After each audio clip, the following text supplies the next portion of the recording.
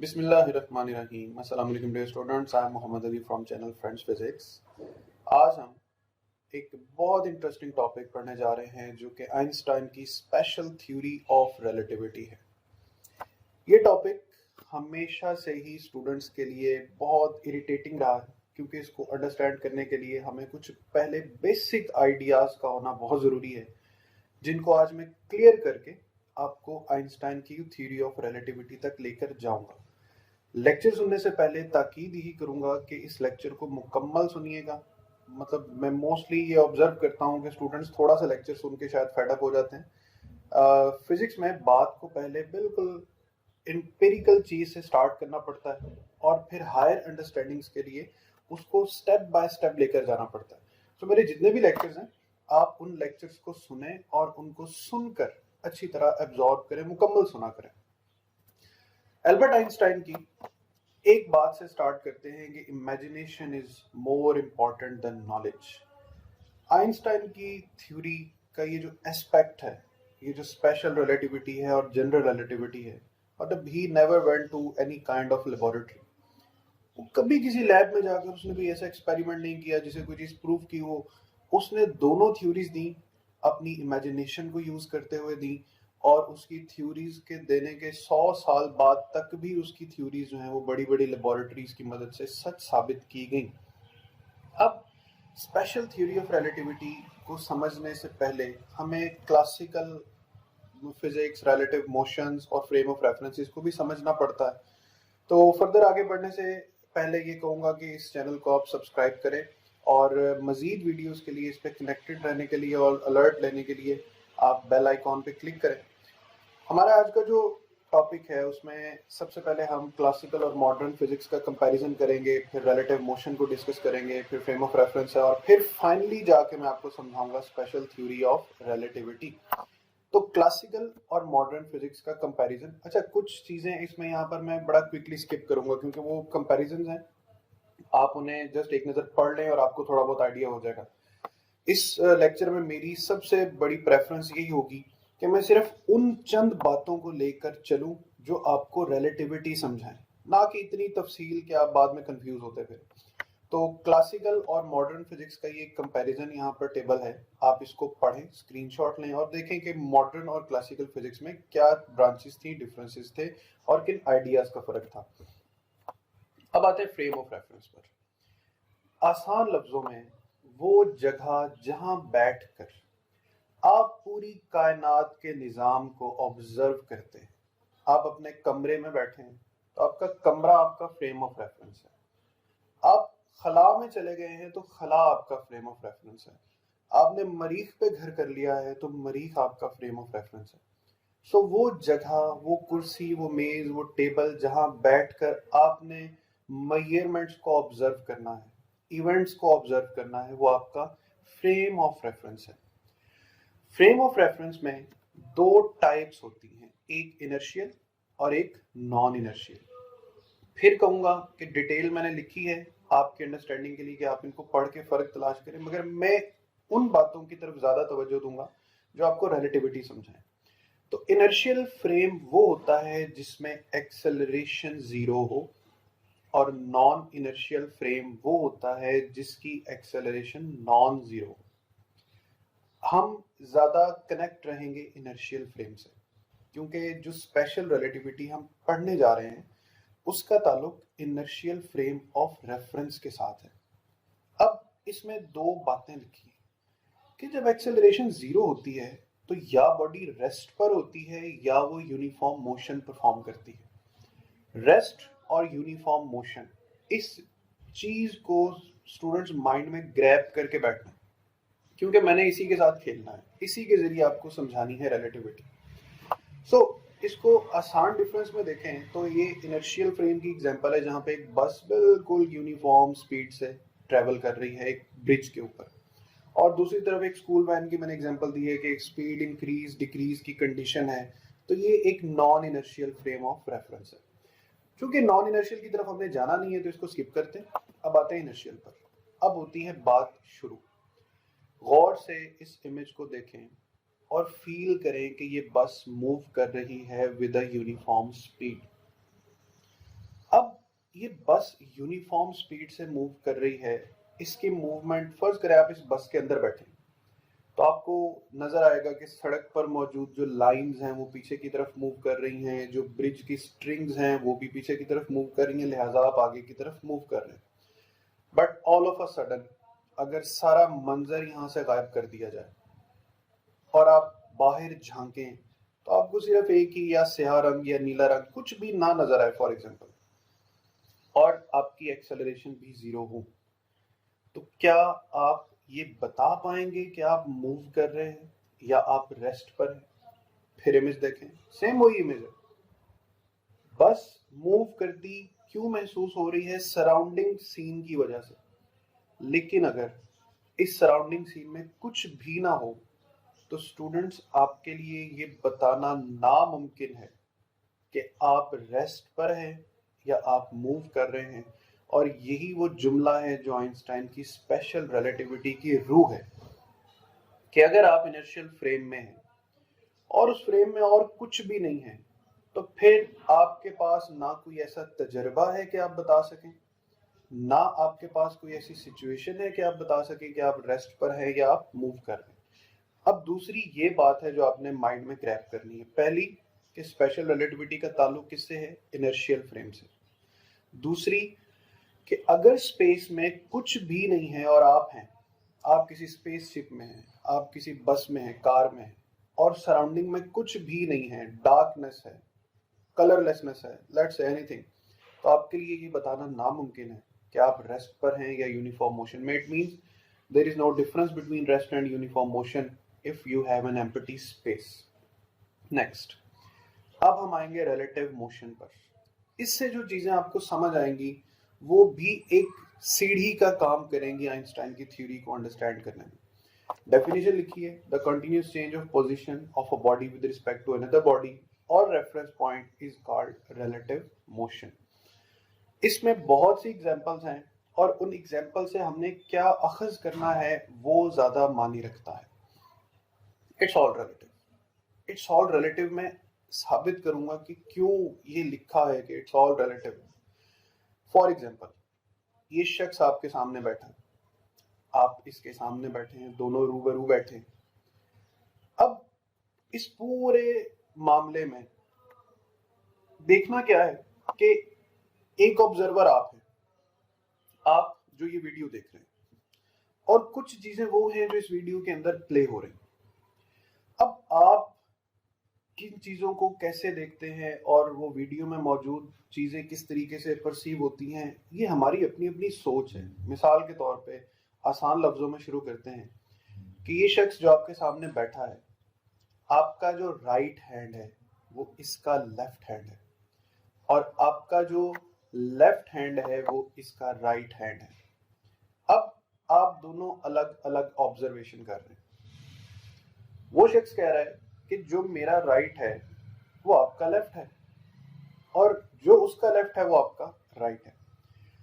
अब आप दोनों अपनी अपनी ऑब्जर्वेशन में गलत नहीं हैं, लेकिन आप एक चीज पे मुत्तफिक नहीं है। जो उसका राइट वो आपका लेफ्ट बनता है, जो उसका लेफ्ट वो आपका राइट बनता है। सो दोनों की ऑब्जर्वेशन ठीक है, मगर कोई एक जुमला नहीं है जिसपे वो मुत्तफिक हो सके। आगे बढ़ाते हैं इसी चीज को कि ये प्लैनेट अर्थ है और ये उस पर एक मिकी माउस है। मिकी माउस की एग्जांपल को छोड़ के इस तरफ आ जाएं कि आप अपने क्लासरूम में बैठे या आप अपनी चेयर पर बैठे ये लेक्चर सुन रहे हैं। अब आपने चेयर से बाउंड रहना है और मैंने आपको पूरी यूनिवर्स का सफर करवाना है, और फिर आपको बताना है कि आप कहाँ हैं और कहाँ थे और आपने क्या ऑब्जर्व किया। Now imagine you are on your seat, आप अपनी चेयर पर हैं। खुद से सवाल करें, आप मोशन में हैं कि रेस्ट पर हैं? अपनी सराउंडिंग को देखते हुए, अपने दरो दीवार को देखते हुए।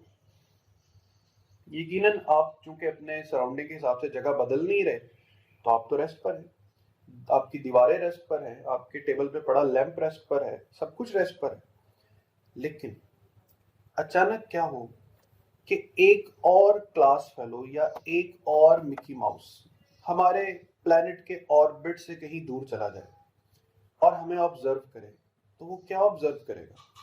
वो ऑब्जर्व करेगा कि हमारी जमीन तो 30 किलोमीटर पर सेकेंड से मूव कर रही है, और इसी जमीन पर तो हम भी हैं, यानी उसकी नजर में हम मूव कर रहे हैं, जबकि अपनी जगह पर आप अभी तक रेस्ट पर बैठे हुए। तो आपका सीट पर बैठना आपका फ्रेम ऑफ रेफरेंस है, और आप सच्चे हैं कि आप रेस्ट पर हैं, लेकिन झूठा ये भी नहीं है। इसकी नजर में तो आप मूव कर रहे हैं क्योंकि इसका फ्रेम ऑफ रेफरेंस अलग है। तो सच्चा ये भी है, सच्चे आप भी हैं, लेकिन आप दोनों एक बात पर मुत्तफिक नहीं हैं। आप समझते हैं आप रेस्ट पर हैं, ये समझता है आप मोशन में हैं। चले इसको और दूर भेजते हैं। ये इतनी दूर चला जाता है कि ये हमारे सूरज को गैलेक्सी में रिवॉल्व करते हुए देखा है, और ये देखता है कि हमारा सूरज तो 200 किलोमीटर पर सेकंड से मूव कर रहा है। और क्लियर देखते हैं तो ये गैलेक्सी का एक सिमुलेटेड व्यू है कि ये रहा हमारा सूरज, ये ऑरेंज सा डॉट है, ये हमने अपीयर किया हुआ है। तो ये सूरज तो पूरी गैलेक्सी में मूव कर रहा है, इसका मतलब है कि हमारा प्लेनेट भी सूरज के साथ साथ मूव कर रहा है। कैसे मूव कर रहा है? ऐसे मूव कर रहा है। ये रहा सूरज, और ये रहे उसके गिर्द घूमने वाले सब सैयारे। अब देखें, दो स्पीड होगी। एक तो हमारे प्लेनेट अर्थ की स्पीड है कि वो 30 किलोमीटर पर सेकंड से ट्रेवल कर रहा है, और फिर वो सूरज के साथ भी ट्रेवल कर रहा है 200 किलोमीटर पर सेकंड से। तो ये तो 230 किलोमीटर पर सेकंड की स्पीड से हम मूव कर रहे हैं। लेकिन याद रखें, आप तो अपनी चेयर पर बैठे हैं, और आप अभी तक रेस्ट पर हैं। आप अपनी जगह सच्चे हैं, झूठा ये भी नहीं है। ये भी सच्चा है कि आप तो मूव कर रहे हैं। क्यों? इसका फ्रेम ऑफ रेफरेंस अलग है। आगे चलते हैं। अब ये इतनी दूर चला गया है कि ये पूरी गैलेक्सी को मूव करते हुए देख रहा है। वो गैलेक्सी जिसमें सूरज भी मूव कर रहा है, वो सूरज जिसके गिर्द जमीन भी मूव कर रही है, और वो जमीन जिसके ऊपर आप अभी भी अपनी चेयर पर रेस्ट पर है। You are still at rest, but from another perspective. You are moving, your galaxy is moving at 400 kilometre per second.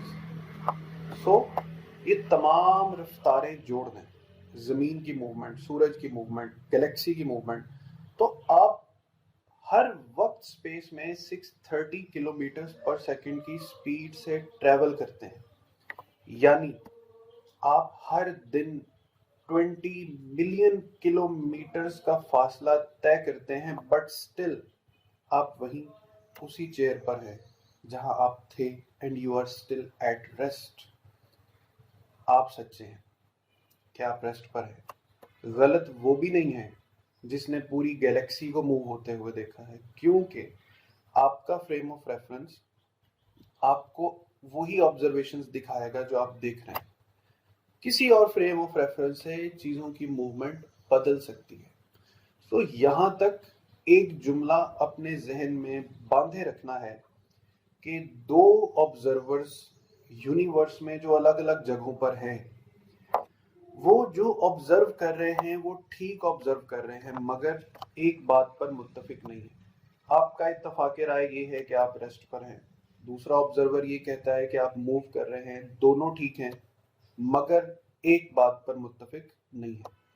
अब आते हैं concept of up and down पे। इस पर रिलेटिविटी अप्लाई करते हैं। देखिए, जमीन गोल है। अब जमीन पर जो यहाँ मौजूद है, उसके लिए ऊपर क्या है? उसका सर उठाना ऊपर है। तो ऊपर उसने बॉल को थ्रो करना तो अपवर्ड थ्रो करेगा, और जो जमीन के बॉटम साइड पे रहते हैं, ऑब्वियसली वो सर के बल तो नहीं खड़े होंगे, खड़े तो वो पैरों पर होंगे। अब उनके लिए तो आसमान वही है जो सर उठाने पर नजर आएगा, और वो जब वो बॉल को थ्रो करेंगे तो इसी डायरेक्शन में करेंगे। तो इसका ऊपर, इसका ऊपर इसके लिए नीचे है, और इसका ऊपर इसके लिए नीचे है। ये दाएं और बाएं की रिलेटिविटी है। यानी इस मिकी माउस के लिए ऊपर होना ये फैक्टर है, जबकि ये इससे एग्री नहीं करता। ये कहेगा कि तुमने तो बॉल को नीचे थ्रो किया है, क्योंकि मुझे सर झुका के देखना पड़ेगा। लिहाजा दोनों अपनी जगह सच्चे हैं, मगर उनका एक बात पर इत्तफाक राय नहीं है। इसका ऊपर इसका डाउन है, इसका ऊपर इसका डाउन है। दोनों सच्चे हैं, इत्तफाक राय नहीं है। अब आते हैं ट्रेन एग्जाम्पल। ये मिकी माउस भाईजान एक ट्रेन के ऊपर खड़े हैं, और इनके सामने एक बॉल बाउंस कर रही है। अब ये जो बॉल बाउंस कर रही है, इनकी नजर में ये बॉल का मोशन सिर्फ अप एंड डाउन है। ओके, अब आपने भी बैठे देखना है, आप ऑब्जर्वर हैं, स्क्रीन के सामने बैठे हो। आपने देखना है कि जब ये ट्रेन मूव करती है तो क्या ये बॉल सिर्फ अप एंड डाउन जा रही है? नो, आपकी नजर में तो बॉल फॉरवर्ड भी जा रही है, जबकि मिकी माउस के लिए बॉल का मोशन सिर्फ और सिर्फ अप एंड डाउन है। तो क्या आप दोनों ऑब्जर्वेशन में ठीक है? आप ठीक है। आपने देखा कि बॉल आगे भी बढ़ रही है और अप डाउन भी मूव कर रही है, जबकि मिकी माउस ऐसा ऑब्जर्व नहीं कर रहा, क्योंकि मिकी माउस खुद उस बॉल के साथ मूव कर रहा है।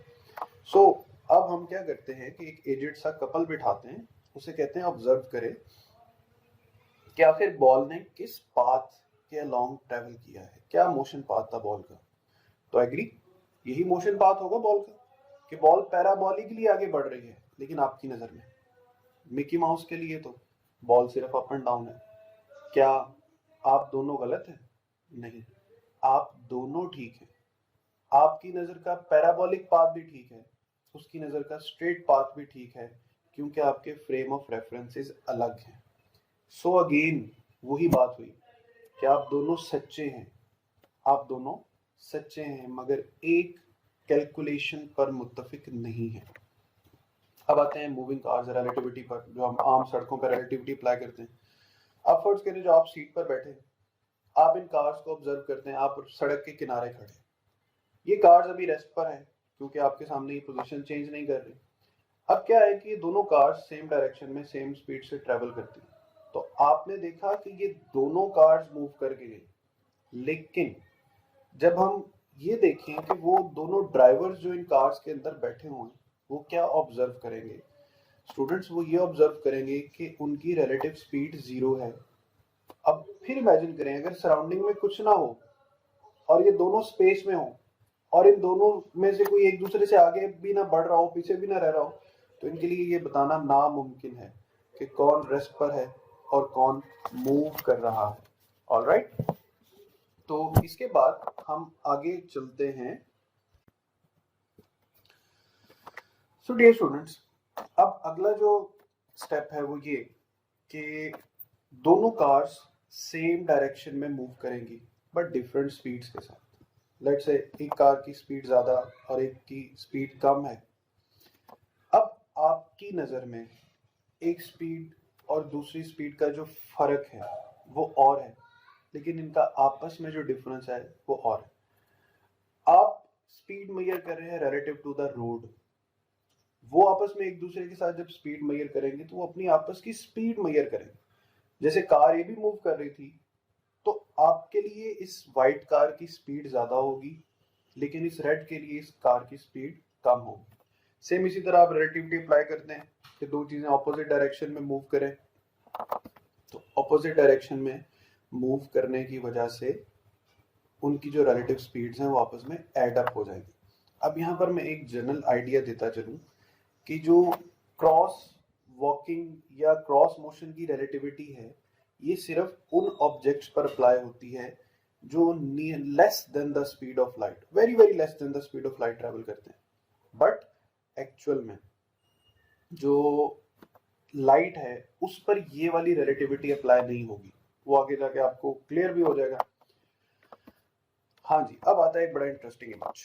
अब जरा गौर करके बताएं कि ये स्पेसशिप कितनी स्पीड पर ट्रेवल कर रही होगी। स्पेस में ट्रेवल कर रही है, सितारों को चीरती हुई आगे गुजर रही है और गुजरती चली जा रही है। So what is really happening?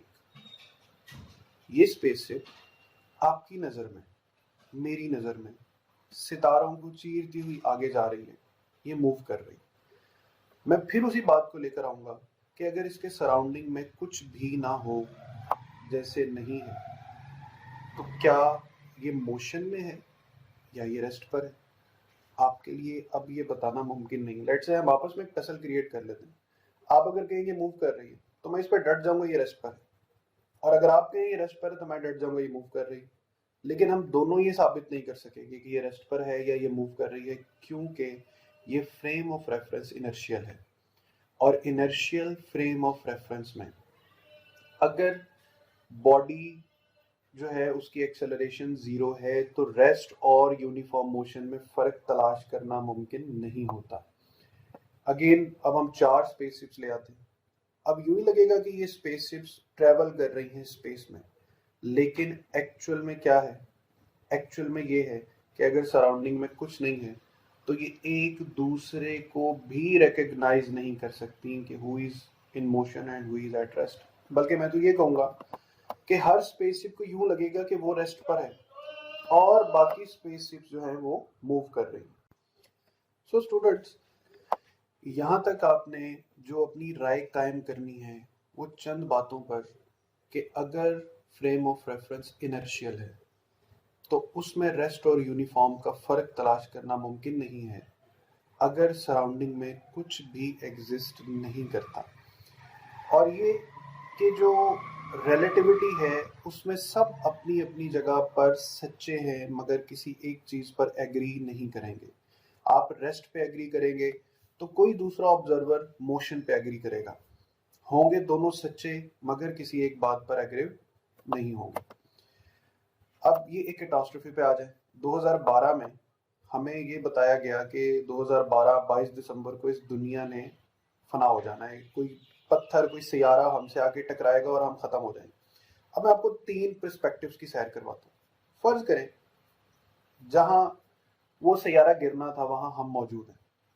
अब हम किस तरफ देखेंगे? हम ऊपर देखेंगे कि पता नहीं हमने क्या खता कर दी है कि वो बुलंदी से एक सियारा आके हमें तबाह करने जा रहा है। ये हमारा पर्सपेक्टिव है। तस्वीर को उल्टा दें। फर्ज करें जिस सियारे ने आके हमसे टकराना था उस पर भी मखलूक आबाद हो, उसे भी उसके साइंसदानों ने बताया हो कि जी एक नीले रंग का सितारा सियारा है जो हमसे आके टकराएगा और हम लोग खत्म हो जाएंगे, तो क्या गुजरेगी? वो तो यही सोचेंगे कि पता नहीं हमने क्या खता की है कि वो नीला जो सियारा है वो हमसे टकराने आ रहा है, और वो भी ऊपर को ही देखेंगे। तीसरे पर्सपेक्टिव में आ रहे हैं, अगर आप खला में इन दोनों को आपस में टकराते देखें तो आपकी फीलिंग कुछ और होगी। आपको लगेगा कि ये दो ऑब्जेक्ट्स हैं जो ग्रेविटेशनल पुल की वजह से एक दूसरे से टकराने जा रहे हैं। ये 3 पर्सपेक्टिव्स है रिलेटिविटी के, तीनों अपनी अपनी जगह पर ठीक हैं, लेकिन एक जुमले पर, एक कैलकुलेशन पर मुत्तफिक नहीं है। So for you see that no two observers were agreed on the same event. अब तक आपने देखा कि कोई भी दो ऑब्जर्वर्स किसी एक चीज पर मुत्तफिक नहीं थे, मगर दोनों ठीक थे। अपनी अपने फ्रेम ऑफ रेफरेंस में दोनों सच्चे थे। अब मैं आपको बताने जा रहा हूं वो चीज कि जिस पे यूनिवर्स का कोई भी ऑब्जर्वर एक्सपेरिमेंट करेगा, जवाब एक आएगा। आप रेस्ट पर बैठे हुए करें, ऑब्जर्वेशन सेम होगी। कोई मूव करते हुए उसको ऑब्जर्व करेगा, ऑब्जर्वेशन सेम होगी। और वो एक चीज जिस पर यूनिवर्स का हर ऑब्जर्वर मुत्तफिक होगा कि हाँ हमने यही चीज मेजर की है, रेस्ट वाला भी, मोशन वाला भी, उल्टा भी, सीधा भी, दाएं वाला भी, बाएं वाला भी, हर कोई उस पर एग्री होगा। And that one thing is the speed of light. The universal speed of light is constant. ये हर ऑब्जर्वर के लिए सेम है। कोई इसके साथ रेस लगाए तब भी सेम है, कोई इसको रेस्ट पर खड़ा होकर देखे तब भी सेम है, कोई इसके सामने खड़ा होकर ऑब्जर्व करे ये तब भी सेम है। ये चीज रिलेटिविटी की दूसरी बुनियादी रूह है कि स्पीड ऑफ लाइट पूरी यूनिवर्स के लिए क्या है? कांस्टेंट है। इसका मतलब कि जो ऑब्जर्वर जमीन पर रेस्ट पे खड़े होकर ऑब्जर्व करेगा उसके लिए भी इसकी स्पीड 3 × 10⁸ है, और कोई ऑब्जर्वर जो इसके साथ रेस लगाएगा उस रेस लगाने वाले ऑब्जर्वर के लिए भी स्पीड ऑफ लाइट क्या है?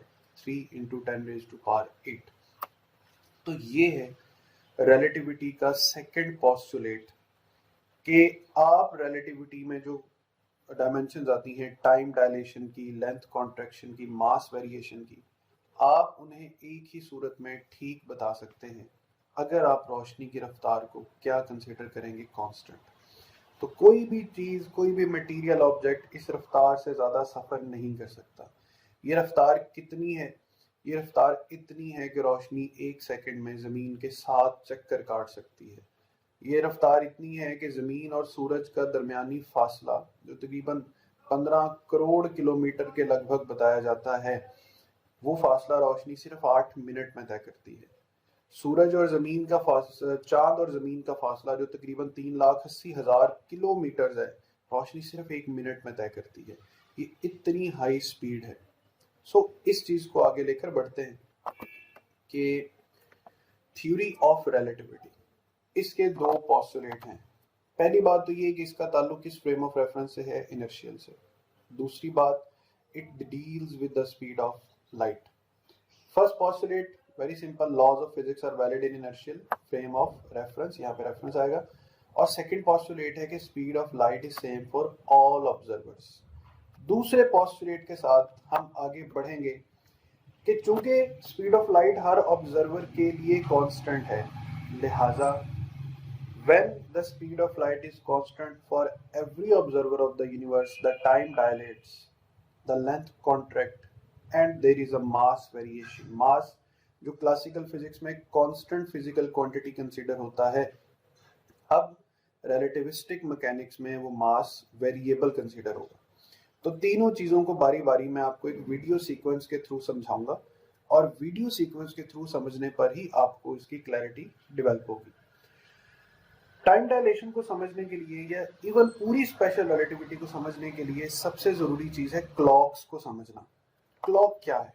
क्लॉक एक इंटरवल, रिपीटिंग इंटरवल का नाम, एक नीडल है जो अपना मोशन रिपीट कर करके हमें टाइम की कैलकुलेशंस देती।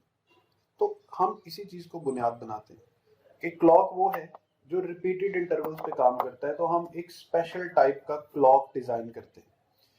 ये क्लॉक क्या है कि दो मिरर्स हैं, एक मिरर ऊपर वाला, एक नीचे वाला, और इसके दरमियान एक लाइट फोटोन है।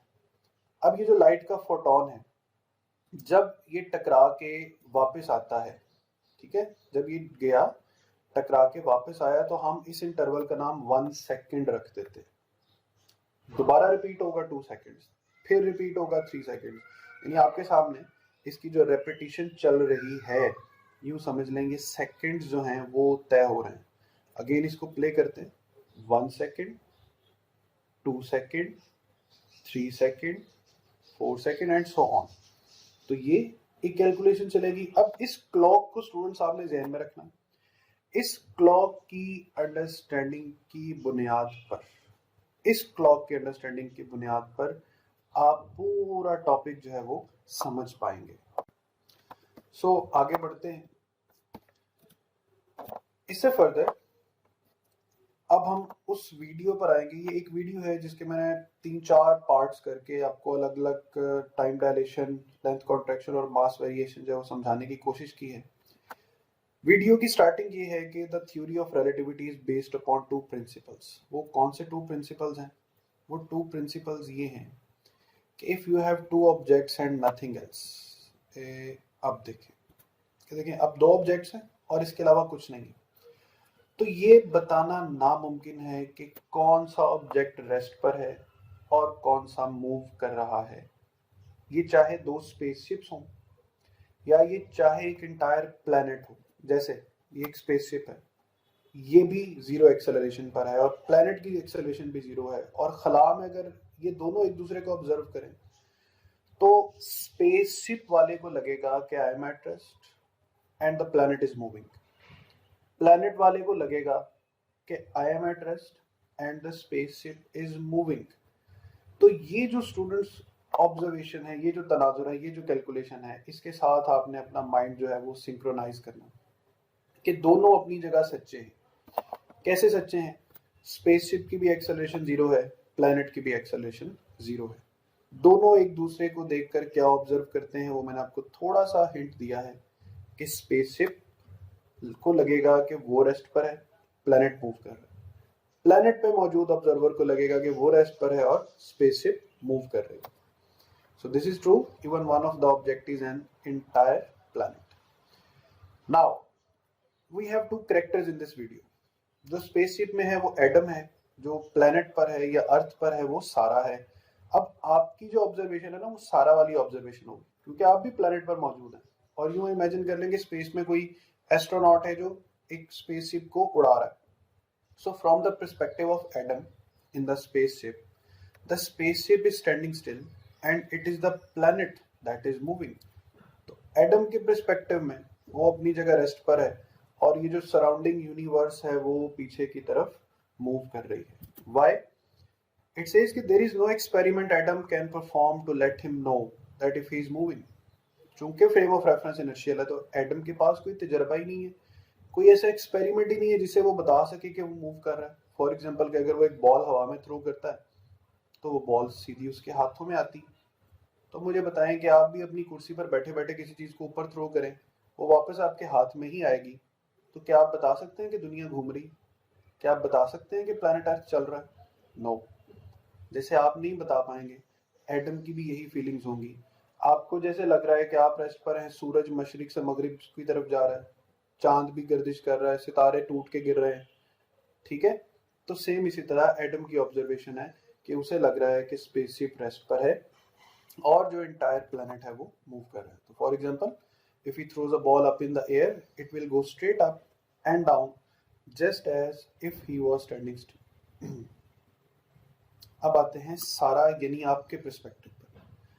आप स्पेसशिप को अगर ऑब्जर्व करेंगे तो आपकी नजर में जो बॉल है वो स्पेसशिप में अप एंड डाउन भी मूव कर रही है और स्पेसशिप चूंकि आगे बढ़ रही है लिहाजा बॉल अपना फॉरवर्ड मोमेंटम भी मेंटेन रखेगी। तो ये वही ऑब्जर्वेशन होगी जो पैराबोलिक पाथ बन रहा था।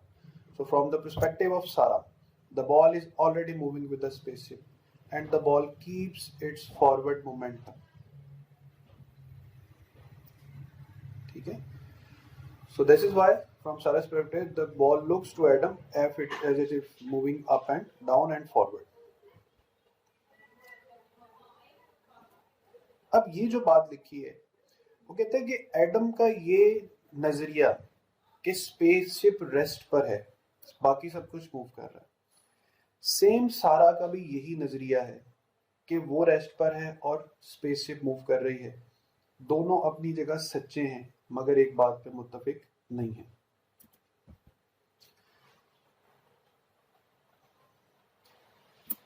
अब यहाँ पर वो पर्सपेक्टिव को जो है वो और ज्यादा इंक्रीज करते, कहते हैं after all from the perspective of a third observer, किसी तीसरे ऑब्जर्वर की नजर में जो सारा और एटम दोनों को देखेगा, वो ये देखेगा कि it is the sun which is standing still and both the planet and spaceships are moving.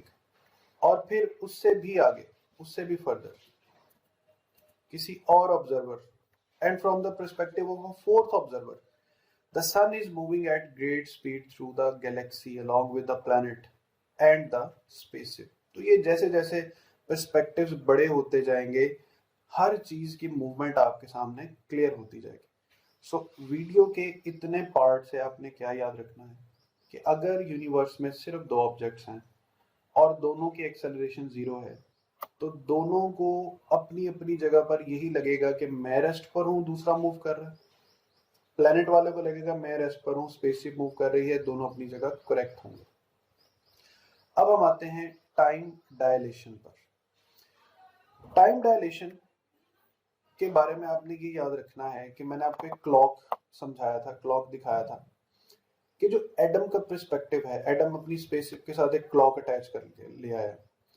ये क्लॉक एक लाइट का पल्स इस मिरर तक भेजेगा और वो पल्स फिर वापस जाएगी तो एडम उसको 1 सेकेंड कंसीडर करेगा। तो suppose Adam fires a laser at the ground which bounces off a mirror and Adam measures the time it takes for the light to return to the spaceship. तो जब वो वापस spaceship तक light के पास जाएगी तो एडम उसे 1 second consider करेगा। नाउ लुक कि एडम एक लेजर बीम फायर करता है और ये लेजर बीम मिरर से टकरा के वापस स्पेसशिप तक जाती है। तो ये एडम का प्रॉपर टाइम है क्योंकि उसे तो लग रहा है वो रेस्ट पर है। So from Adam's perspective the laser light goes straight up and down. तो ये रहा लाइट का motion, straight up and straight down. But from Sara's perspective, Sara से पर्सपेक्टिव बेसिकली आप ही का पर्सपेक्टिव, अब आपने देखना कि लाइट ने एक्चुअल में कैसे मूव किया है।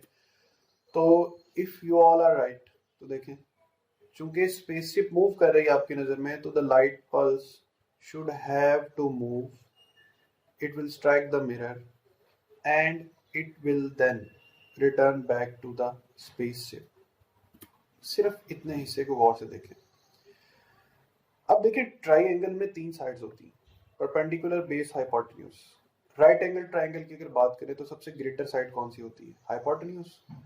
अब आपने जो देखा, आपने यूं देखा कि ये जो लाइट पल्स है ये एक हाइपोटेन्यूज लाइन की तरह ट्रेवल कर रही है।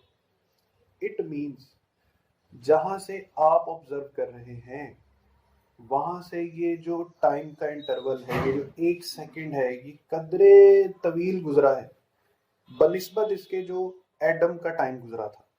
अब स्टूडेंट्स यहाँ पर कुछ टेक्निकलिटीज को बहुत कीनली सुनना है कि एडम के पर्सपेक्टिव में टाइम प्रॉपर टाइम है, क्योंकि उसे तो लग ही नहीं रहा कि वो मूव कर रहा है, जबकि हमारे पर्सपेक्टिव में उसकी मूवमेंट की वजह से लाइट को ज्यादा रास्ता तय करना पड़ रहा है, लिहाजा हमारी नजर में जो एडम का टाइम है वो स्लो है, एडम की नजर में उसका अपना टाइम ठीक है।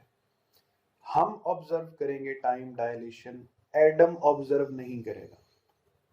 फिर बता रहा हूं, टाइम डायलेशन को ऑब्जर्व हम करेंगे क्योंकि हम एडम की स्पेसशिप को मूव करते हुए देख रहे हैं, जबकि एडम को यही लगेगा कि उसकी स्पेसशिप का टाइम बिल्कुल नॉर्मल है। So the V shape path is longer than the straight up and down. फिर एक चीज रिपीट कर रहा हूं कि लाइट का इमर्ज होकर वापस स्पेसशिप तक जाना 1 सेकंड था, और अब आपके सामने क्लियर है कि लाइट को वापस स्पेसशिप तक जाने में 1 सेकंड से ज्यादा टाइम लगा है, यानी ये टाइम डायलेट हो गया है, ये टाइम पहले से तवील हो गया।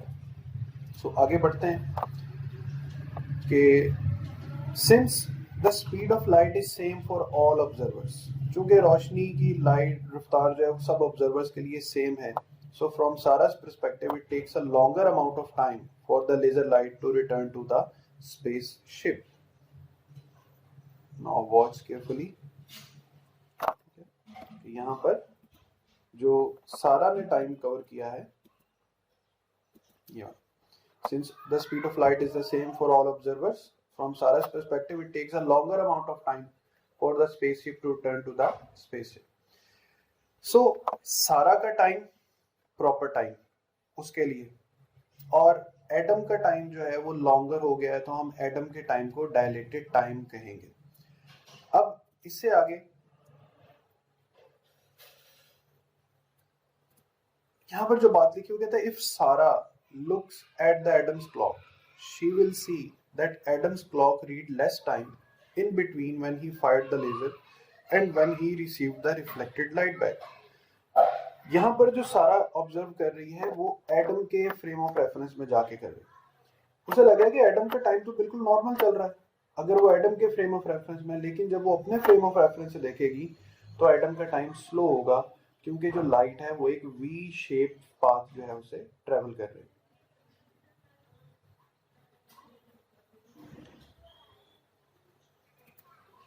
नेक्स्ट इसको लेकर चलते हैं। सो नाउ सारा will observe in her on perspective कि जो रेड क्लॉक है, इस वीडियो में जहां भी रेड क्लॉक आए समझ लीजिए प्रॉपर टाइम है, और ये जो ब्लैक क्लॉक है ये डायलेटेड टाइम। तो सारा का अपना क्लॉक उसे नॉर्मल टाइम बता रहा है, जबकि एडम के टाइम को वो देख रही है कि एडम का टाइम स्लो चल रहा है, क्योंकि एडम की स्पेसशिप मूव कर रही है। तो यहाँ पे हम सिंपली एक जुमला लिख सकते हैं कि जो मूविंग क्लॉक्स होते हैं दे टिक स्लो। इस जुमले को आप अपने पास लिख भी सकते हैं कि moving clocks tick slow. Now there is a sentence कि the closer that a spaceship approaches the speed of light, the slower the time inside the ship will flow. याद रखें स्पेसशिप के मूव करने से टाइम स्लो हो रहा है, तो स्पेसशिप जितना closer to the speed of light move करेगी उतना ज़्यादा टाइम स्लो होता चला जाएगा। और बहुत सिंपली, अगर स्पेसशिप स्पीड ऑफ लाइट को अप्रोच कर ले तो उसका टाइम बिल्कुल रुक जाएगा, उसका टाइम बिल्कुल रुक जाएगा। लेकिन यही आइंस्टाइन की थ्योरी में एक बड़ा बैरियर भी है कि कोई मटेरियल ऑब्जेक्ट जो है वो स्पीड ऑफ लाइट से ट्रेवल नहीं कर सकता। अब हम आगे बढ़ते हैं टाइम डायलेशन को मैथमेटिकली, और जिस तरह बुक में लिखा है कि time between two events observed by the static observer, ये है प्रॉपर टाइम। इक्वेशन में टी नॉट ये प्रॉपर टाइम है जो आप अपनी रेस्ट फ्रेम ऑफ रेफरेंस में ऑब्जर्व करेंगे। डायलेटेड टाइम, जो टाइम ऑब्जर्व किया है ऑब्जर्वर जो इन मोशन है, तो जो डायलेटेड टाइम है यानी एडम की स्पेसशिप मूव की है तो वो कितनी स्पीड से मूव कर रही है, यहाँ पे हम वी पुट करेंगे तो हमें जो डायलेटेड टाइम है, जो वी शेप पाथ था, वो समझ आ रहा है। ये कुछ सेंटेंसेस है कि moving clocks tick slow, Lorentz factor has the value always less than 1। Students, ये जो under root of 1 minus v square over c square है, इसे लॉरेंट्स फैक्टर कहते हैं। Even biological clock slow down, आपका एजिंग प्रोसेस वो भी slow down हो जाएगा by the exact same amount, जिस अमाउंट से टाइम डायलेट होगा। तो टाइम डायलेशन के बारे में याद रखना, एक एक्चुअल चेंज है, अपेरेंट चेंज नहीं है। ऐसा वाकयातन होता है कि जो चीज़ें near to the speed of light move करती हैं उनका टाइम स्लो हो जाता है, और टाइम अप्रोचेस टू इन्फिनिटी, और simply you can say time just stops when v becomes equal to c। इसके बाद हम आते हैं लेंथ कॉन्ट्रैक्शन पर। लेंथ कॉन्ट्रैक्शन भी स्टूडेंट्स टाइम डायलेशन ही से जुड़ी हुई है। अब वही क्लॉक जो पहले वर्टिकल था अब उसे हॉरिजॉन्टल लगा दिया गया। इसका थोड़ा मैं थीम पहले आपको समझा दूं ताकि आपको वीडियो देखने में आसानी हो। होगा ये कि ये एडम का पर्सपेक्टिव है, ये एडम का फ्रेम ऑफ रेफरेंस है। 3 स्पेसशिप्स हैं और तीनों स्पेसशिप्स जो हैं वो लेट से या तो रेस्ट पर हैं या यूनिफॉर्म स्पीड पर है। एडम अपनी स्पेसशिप से लाइट की पल्सेस जनरेट करेगा, जो लाइट की पल्सेस जाकर दूसरी स्पेसशिप से टकराएंगी और टकरा के वापस आएंगी, जिससे ये पता चलेगा कि दोनों के क्लॉक्स एक साथ चल रहे हैं। लेकिन जब हम इसे अपनी नजर से देखेंगे तो ऐसा नहीं होगा। हमने ये सोच रखा है ना कि जिसको पल्स पहले वापस मिलेगी वो टाइम तेज होगा, जहां से पल्स बाद में मिलेगी वो टाइम स्लो होगा। So suppose there are 3 spaceships moving together and Adam fires a laser to the 2 other ships. Here it is. Adam spaceships की तरफ लाइट पल्स फायर करता है। ये लाइट पल्स स्ट्राइक करके लाइट से अगर वापस आती है तो फिर उनके क्लॉक्स जो हैं वापस में सिंक्रोनाइज होते हैं। So from Adam's perspective, all 3 spaceships are standing still. And the 2 other spaceship will receive the laser light at the same time. अब यहाँ पे आप देख सकते हैं कि दोनों स्पेसशिप्स के जो क्लॉक्स हैं वो आपस में सिंक्रोनाइज्ड है। एडम की पर्सपेक्टिव में तीनों का टाइम सेम है, तीनों के टाइम में कोई भी खलल नहीं है। लेकिन अब सारा के पर्सपेक्टिव में देखना आपने। अब जब सारा के पर्सपेक्टिव में एडम लेजर बीम फायर करेगा तो गौर करें और खुद भी इस चीज में जरा इन्वॉल्व होके देखें कि ये जो पहली स्पेसशिप है ये तो आगे की तरफ मूव कर रही है और लाइट भी उसी की तरफ जा रही है। तो इस स्पेसशिप को हमारी नजर में तो लाइट देर से मिलनी चाहिए, और जो लेफ्ट वाली स्पेसशिप है वो मूव कर रही है टुवर्ड्स लाइट, तो इसको लाइट की पल्स जल्दी मिलेगी, बिल्कुल ऐसे। अब ये दोनों पाथ्स जरा गौर से देखें। ये वाला पाथ लॉन्गर पाथ है। क्यों? क्योंकि हमारी नजर में स्पेसशिप फॉरवर्ड डायरेक्शन में ट्रेवल कर रही है। सो हमारी नजर में पहली स्पेसशिप का टाइम स्लो चलना चाहिए, और इसको चूंकि लाइट पल्स बहुत जल्दी रिसीव हो गई है तो इसका टाइम क्विक यानी फास्ट होना चाहिए। अब ये तो ऑब्जर्वेशन बिल्कुल चेंज होगी। एडम का पर्सपेक्टिव कहता है कि हम तीनों के क्लॉक्स इकट्ठे चल रहे हैं। हमारा पर्सपेक्टिव कहता है कि नहीं, जिसे लाइट पहले रिसीव हुई है उसका टाइम फास्ट है और जिसे लाइट बाद में रिसीव हुई है उसका टाइम स्लो है। सो इसी चीज को आगे बढ़ाते हैं। अब यही चीज उसने यहां पर मेंशन की है कि Sara will see the left ship receive the laser light before the right ship. और इस चीज को आप एब्जॉर्ब कर गए होंगे कि ये स्पेसशिप जो है ये चूंकि पल्स की तरफ मूव कर रही है तो ये पहले रिसीव करेगी, ये स्पेसशिप पल्स से दूर ट्रेवल कर रही है तो उसको बाद में रिसीव करेगी। सो सारा की नजर में इस स्पेसशिप का टाइम जो है वो क्विक है और इस स्पेसशिप का टाइम जो है वो स्लो है। सो अगेन हम एडम के पर्सपेक्टिव में वापस जाते हैं। But we know that the clocks on the 2 spaceships read the same time when they each receive the laser light. सो ये एडम का पर्सपेक्टिव है, चूंकि वो स्पेसशिप्स एक दूसरे के रिलेटिवली रेस्ट पर फील हो रही। So now we go towards further. अच्छा, अब सारा के पर्सपेक्टिव में, from Sara's point of view, the time on the left spaceship is running ahead of the time on right spaceship. Left spaceship का time quick है और right spaceship का time slow है। अब इससे लेंथ कॉन्ट्रैक्शन का आखिर क्या ताल्लुक है, तो वो देखें कि suppose that Adam sends a command for all the spaceship to fire their engines at the same time। कि एडम एक कमांड जारी करता है कि चलें जी, हम तीनों ने एक साथ एक्सेलरेट करना है, और ये तीनों एक साथ अपने इंजन्स फायर करते हैं और आगे बढ़ते हैं। तो एडम के पर्सपेक्टिव में तो तीनों ने एक साथ एक्सेलरेट किया, लेकिन हमारे पर्सपेक्टिव में क्या हो? अब हम अपने पर्सपेक्टिव से देखते हैं। हमारे पर्सपेक्टिव में जो लेफ्ट स्पेसशिप है उसका टाइम तो चल रहा है फास्ट, और जो राइट स्पेसशिप है उसका टाइम स्लो है। सो लिसन, जब एडम ये कमांड देगा कि जस्ट एक्सेलरेट, तो वो कमांड हमारी पर्सपेक्टिव में पहले किसे मिलेगी? लेफ्ट स्पेसशिप को, क्योंकि इसका टाइम फास्ट है। और वो देर से किसे मिलेगी? राइट स्पेसशिप को, क्योंकि इसका टाइम स्लो है। So what will happen? हमारी नजर में जो लेफ्ट स्पेसशिप है वो पहले एक्सेलरेट करेगी, और जो फाइनल फर्स्ट स्पेसशिप है वो सबसे एंड पे एक्सेलरेट करेगी। तो हम क्या ऑब्जर्व करेंगे, अब वो देखना आप लोग।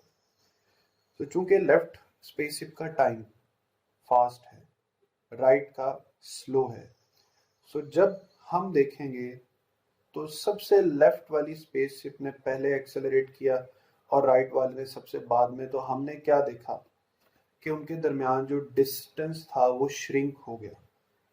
यही टाइम का जो गैप है between the right and the left spaceship, ये हमें लीड करता है टुवर्ड्स द लेंथ कॉन्ट्रैक्शन। सो इसी चीज को हम देखें कि अब आप तीनों स्पेसशिप्स को तीन स्पेसशिप्स कंसीडर करने की बजाय एक बड़ी स्पेसशिप कंसीडर कर लें। So the faster the spaceships are moving through the space, the shorter they will get. कोई भी स्पेसशिप जितना खला में तेजी से सफर करेगी, उतनी उसकी जो लेंथ है वो रिड्यूस होती चली जाएगी। So from Sara's perspective, as Adam approaches near to the speed of light, its length gets shorter and shorter। So length contraction का कॉन्सेप्ट आपने लिया। अब प्रॉपर लेंथ क्या है? वो लेंथ जो कोई स्टैटिक ऑब्जर्वर मेजर करे। कॉन्ट्रैक्टेड लेंथ क्या है? जो कोई मूविंग ऑब्जर्वर से रिलेटेड है। यहाँ पर L नॉट है प्रॉपर लेंथ, कि एडम की स्पेसशिप अगर रेस्ट पर हो तो उसकी लेंथ L नॉट है। और L क्या है कि एडम की स्पेसशिप जब near to the speed of light move करेगी तो ये उसकी कॉन्ट्रैक्टेड लेंथ होगी। तो आप इसको एक सेंटेंस में याद रख सकते हैं कि moving rulers appear short. So length contraction happens only along the direction of motion. आप साइड से गुजरते हुए चीज को देखें। ऐसा नहीं कि चीज आपके सामने आ रही है, बिल्कुल माथे की तरफ आ रही है तो आप लेंथ कॉन्ट्रैक्शन ऑब्जर्व करेंगे, नहीं। जैसे ये बॉल है, ये बॉल जिस डायरेक्शन में जा रही है और आप इसे देख रहे हैं, इसी डायरेक्शन में आपको लेंथ कॉन्ट्रैक्शन जो है वो ऑब्जर्व होगी। और ये फिर वही बात कि लॉरेंस फैक्टर जो है उसकी वैल्यू हमेशा लेस देन 1 होती है, और अगर स्पेसशिप की speed exactly equal to c हो जाए तो लेंथ जो है वो बिल्कुल नियरली 0 हो जाएगी। तो चूंकि लेंथ 0 नहीं हो सकती, इसीलिए वही एक रूल है कि कोई भी मटेरियल ऑब्जेक्ट जो है वो स्पीड ऑफ लाइट से मूव नहीं कर सकता।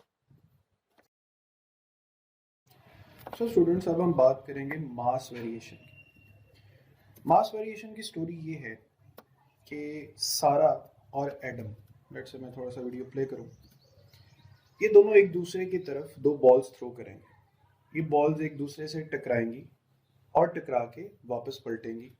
पहले आप ये ऑब्जर्व करें।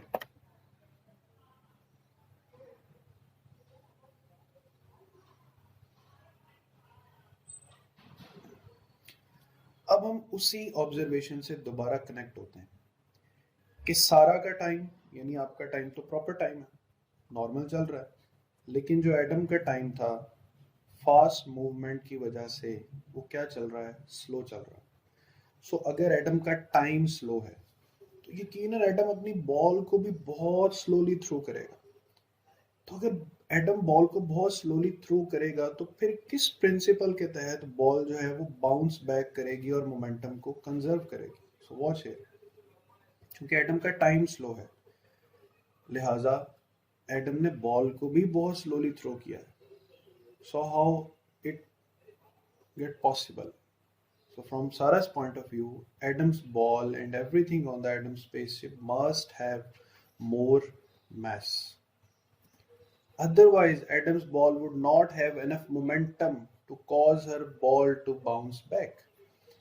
So सारा के perspective में, चूंकि एडम ने बॉल को बहुत स्लोली थ्रो किया है अपने टाइम स्लो होने की वजह से, सो एक ही तरीका है मोमेंटम को कंजर्व करने का कि जो एटम की स्पेसशिप है उसका मास ज्यादा होना चाहिए। So that is the observation. Now further is this is the meaning of E equals mc square. As an object moves with more energy, its mass increases. Energy is equal to mass times the speed of light. So this is why nothing can travel faster than the speed of light. क्योंकि जितना आप किसी system को increase करने की कोशिश करते हैं उसकी स्पीड को, आपका मास हैवियर होना शुरू हो जाता है, यानी inertia. So as an object get close to the speed of light, its mass becomes so big that an infinite amount of energy would be required to move it faster. अब यहाँ पर जो एक इक्वेशन है F is equal to delta p over delta t, ये आपने basic science में पढ़ी है। तो देखिए हमारी डेली लाइफ में जो मास है वो कांस्टेंट कंसिडर होता है, और जब भी हम सिस्टम को फोर्स देते हैं या उसमें एनर्जी ऐड करते हैं तो क्या चीज इंक्रीज करती है? उसकी स्पीड इंक्रीज करती है। अब यहीं से इमेजिन करना शुरू कर दें कि आप इंक्रीज एनर्जी ऐड करते जा रहे हैं, फोर्स इंक्रीज कर रही है और स्पीड बढ़ती चली जा रही है। आखिर आप स्पीड को कितना बढ़ा सकते हैं? Einstein says that nothing can travel faster than light. It means अगर आप एनर्जी ऐड करते करते किसी ऑब्जेक्ट को 0.99999% of the speed of light तक ले जाते हैं और फिर बाद में और एनर्जी ऐड करते हैं तो अब स्पीड तो बढ़ नहीं सकती। So where will that energy go? That energy will now change the mass. It will get converted into mass, and this is the meaning of E equals mc square. So here it's the mass variation. m naught इसमें proper mass है, जो अगर atom spaceship rest पर होती तो ये उसका मास होता। अब चूंकि वो near to the speed of light move कर रहा है तो उसका मास इंक्रीज करेगा। सो आप ये जुमला याद रख सकते हैं कि मूविंग मास गेट्स हैवियर। बाकी ये सारी जो तरतीब से बातें लिखी हैं आप इसको अंडरस्टैंड कर सकते हैं। सो E equals mc square says that small amount of mass is equal to huge amount of energy. सिर्फ 1 किलो जो मास है वो 9 into 10⁻16 joules of energy के इक्विवेलेंट है। It means that simply nuclear energy can destroy the cities within seconds. And that's all. It's all relative. No two observers agree on the same event in different frame of reference, but everyone agree on the measurement of the speed of light. So if the speed of light is same for every observer of the universe, the nature of time, space and mass is not the same as we perceive it.